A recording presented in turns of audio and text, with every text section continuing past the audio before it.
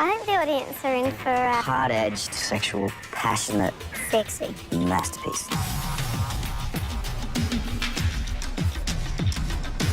Have the girls ask and I'll watch. Within Spartacus, we really get to go into the lives of the ludus and the lives of these gladiators and the women that are in that environment as well, and see the hedonistic kind of Roman times. They've got these orgies and sexual kind of dimensions that just aren't modern. This is a show that anything goes. Just enough to wet the tongue. Your husband having his way with the slaves, as one does, as an ancient Roman man might. She's a bad girl. She's screwing the gladiators. You'll always be mine, Crixus. Mine alone. Crixus is being used as a slave for the sexual pleasures of Batiatus's wife, Lucretia. But in these times, it was normal for the slave of a household to do sexual favours with their masters, and the masters, whether they were married or not, would see this as normal. There's a great, big, handsome brute of a man who gives her something that she's craving. Give Crixus a woman tonight. Motivation to the others that success brings decoration in many forms.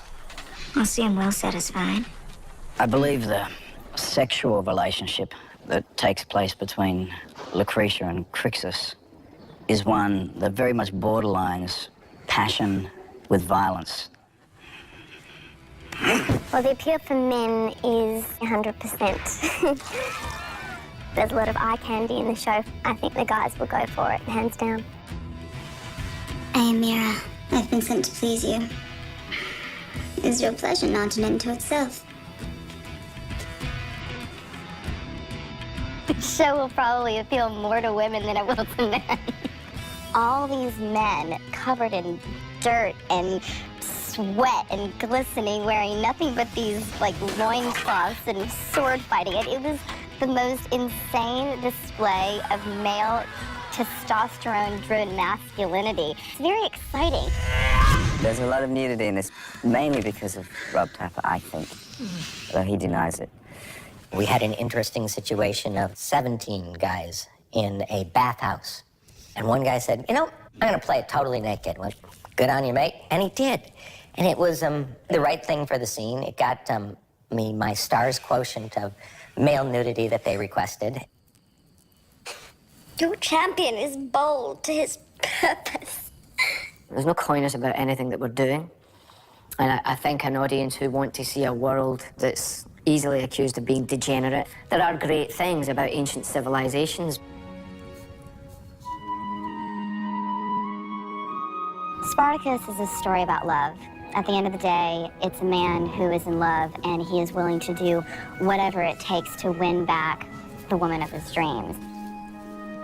As we've seen throughout history, love has been a major motivating factor in the most beautiful and the most horrifying things that have happened. Then come to bed. If one night is all we have left, I should make the most of it. We want to bring that romance. We want to have those romantic qualities. You shouldn't look at me in that way. I try with all my strength not to, but I am weak. The idea of a slave girl and a gladiator, a complete brute, you know, finding love in a world that is so brutal. I have but a moment before I must return with Dominus wine. Use it to apologize for ever thinking.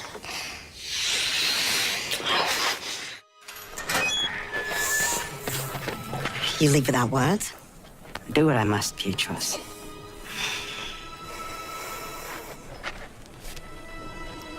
The beautiful relationship that Petros has with Barker, you know, it explores the homosexual sort of relationships that were very prominent in those times. Come. You haven't tasted your gift yet. Alethea is married to Glaber, and I think we're playing it that they're still quite newlyweds.